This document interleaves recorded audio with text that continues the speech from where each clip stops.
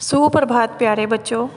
आज हम कक्षा 7वीं में वसंत भाग 2 में पाठ 14 खान पान की बदलती तस्वीर पढ़ेंगे।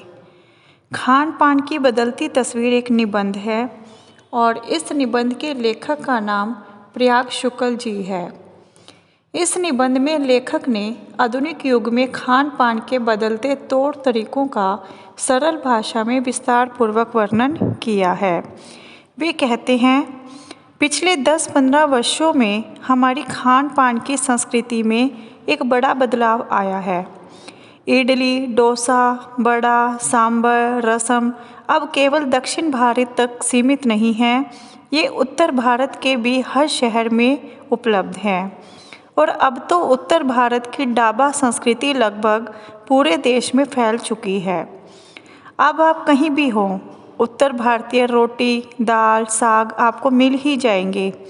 फास्ट फूड यानी तुरंत भोजन का चलन भी बड़े शहरों में खूब बढ़ा है। इस फास्ट फूड में बर्गर, नूडल्स जैसी कई चीज़ें शामिल हैं। एक ज़माने में कुछ ही लोगों तक सीमित चाइनीज़ नूडल्स अब संभवतः किसी के लिए अजनबी नहीं रहे। 2 मिनट्स नूडल्स के पैकेटबंद रूप से कम बच्चे बूढ़े सभी परिचित हो चुके हैं। इसी तरह नमकीन के कई स्थानीय प्रकार अभी तक भले मौजूद हों, लेकिन आलू चिप्स के कई विज्ञापित रूप तेज़ी से घर घर में अपनी जगह बनाते जा रहे हैं। गुजराती ढोकला, गाठिया भी अब देश के कई हिस्सों में स्वाद लेकर खाए जाते हैं। और बंगाली मिठाइयों की केवल रस भरी चर्चा ही नहीं होती, वे कई शहरों में पहले की तुलना में अधिक उपलब्ध हैं। यानी स्थानीय व्यंजनों के साथ ही अब अन्य प्रदेशों के व्यंजन पकवान भी प्राय हर क्षेत्र में मिलते हैं और मध्यम वर्गीय जीवन में भोजन विविधता अपनी जगह बना चुकी है। कुछ चीज़ें और भी हुई हैं। मसलन अंग्रेजी राज तक जो ब्रेड केवल सहाबी ठिकानों तक सीमित थी, वे कस्बों तक पहुंच चुकी है और नाश्ते के रूप में लाखों करोड़ों भारतीय घरों में सेकी तली जा रही हैं।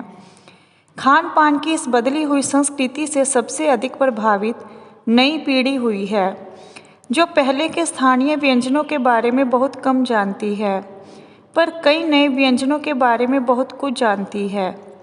स्थानीय व्यंजन भी तो अब घटकर कुछ ही चीज़ों तक सीमित रह गए हैं। बम्बई की पाव भाजी और दिल्ली के छोले कुलचों की दुनिया पहले की तुलना में बड़ी ज़रूर है, पर अन्य स्थानीय व्यंजनों की दुनिया में छोटी हुई हैं। जानकार ये भी बताते हैं कि मथुरा के पेड़ों और आगरा के पेठे नमकीन में अब वह बात कहाँ रही। यानी जो चीज़ें बची भी हुई हैं, उनकी गुणवत्ता में फ़र्क पड़ा है। फिर मौसम और ऋतुओं के अनुसार फलों, खाद्यान्नों से जो व्यंजन और पकवान बना करते थे, उन्हें बनाने की फुर्सत भी अब कितने लोगों को रह गई है। अब गृहिणियों या कामकाजी महिलाओं के लिए खरबूजे के बीज सुखाना, छीलना और फिर उनसे व्यंजन तैयार करना सचमुच दुस्साध्य है। यानी हम पाते हैं कि एक ओर तो स्थानीय व्यंजनों में कमी आई है, दूसरी ओर वे ही देसी विदेशी व्यंजन अपनाए जा रहे हैं जिन्हें बनाने पकाने की सुविधा हो। जटिल प्रक्रियाओं वाली चीज़ें तो कभी कभार व्यंजन पुस्तिकाओं के आधार पर तैयार की जाती है। अब शहरी जीवन में जो भागम भाग है, उसे देखते हुए यह स्थिति स्वाभाविक लगती है। फिर कमर तोड़ महंगाई ने भी लोगों को कई चीज़ों से धीरे धीरे वंचित किया है। जिन व्यंजनों में बिना मेवों के स्वाद नहीं आता, उन्हें बनाने पकाने के बारे में भला कौन 4 बार नहीं सोचेगा। खान पान की जो एक मिश्रित संस्कृति बनी है, इसके अपने सकारात्मक पक्ष भी हैं। गृहिणियों और कामकाजी महिलाओं को अब जल्दी तैयार हो जाने वाले विविध व्यंजनों की विधियां उपलब्ध हैं। नई पीढ़ी को देश विदेश के व्यंजनों को जानने का सहयोग मिला है, भले ही किन्हीं कारणों से और किन्हीं खास रूपों में, क्योंकि यह भी एक सच्चाई है कि ये विविध व्यंजन इन्हें निखालिस रूप में उपलब्ध नहीं हैं। आज़ादी के बाद उद्योग धंधों, नौकरियों, तबादलों का जो एक नया विस्तार हुआ है, उसके कारण भी खान पान की चीज़ें किसी एक प्रदेश से दूसरे प्रदेश में पहुंची है।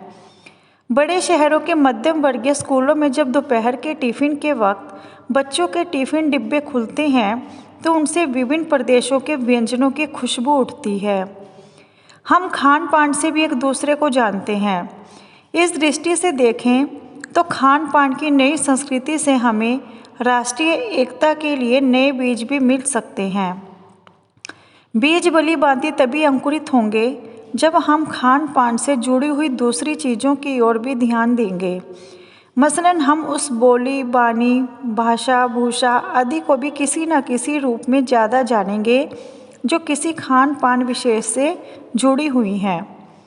इसी के साथ ध्यान देने की बात यह है कि स्थानीय व्यंजनों का पुनरुद्धार भी जरूरी है, जिन्हें अब एथनिक कहकर पुकारने का चलन बढ़ा है। ऐसे स्थानीय व्यंजन केवल 5 सितारा होटलों के प्रचारार्थ नहीं छोड़ दिए जाने चाहिए। 5 सितारा होटलों में भी वे कभी कभार मिलते रहे, पर घरों बाजारों से गायब हो जाए तो यह एक दुर्भाग्य ही होगा। अच्छी तरह बनाई पकाई गई पूड़ियाँ, कचौड़ियाँ, जलेबियाँ भी अब बाज़ारों से गायब हो रही हैं। मौसमी सब्जियों से भरे हुए समोसे भी अब कहाँ मिलते हैं। उत्तर भारत में उपलब्ध व्यंजनों की भी दुर्गति हो रही है। अचरज नहीं कि पहले उत्तर भारत में जो चीज़ें गली मोहल्लों की दुकानों में आम हुआ करती थी, उन्हें अब खास दुकानों में तलाशा जाता है। यह भी एक कड़वा सच है कि कई स्थानीय व्यंजनों को हमने तथाकथित आधुनिकता के चलते छोड़ दिया है और पश्चिम की नकल में बहुत सी ऐसी चीज़ें अपना ली हैं जो स्वाद, स्वास्थ्य और सरसता के मामले में हमारे बहुत अनुकूल नहीं हैं। हो यह भी रहा है कि खान पान की मिश्रित संस्कृति में हम कई बार चीज़ों का असली और अलग स्वाद नहीं ले पा रहे। अक्सर प्रीति भोजों और पार्टियों में एक साथ ढेरों चीज़ें रख दी जाती हैं और उनका स्वाद गड़बड़ होता रहता है। खान पान की मिश्रित या विविध संस्कृति हमें कुछ चीज़ें चुनने का अवसर देती हैं। हम उसका लाभ प्राय नहीं उठा रहे हैं। हम अक्सर एक ही प्लेट में कई तरह के और कई बार तो बिल्कुल विपरीत प्रकृति वाले व्यंजन परोस लेना चाहते हैं। इसलिए खान पान की जो मिश्रित विविध संस्कृति बनी है और लग यही रहा है कि यही और अधिक विकसित होने वाली है, उसे तरह तरह से जांचते रहना जरूरी है। तो बच्चों, यह हमने पाठ पढ़ा खान पान की बदलती तस्वीर। तो सभी बच्चों को यह पाठ अच्छे से समझ में आ गया होगा और सभी बच्चे इसकी अभ्यास कार्य पत्रिका भी ध्यानपूर्वक करेंगे। धन्यवाद।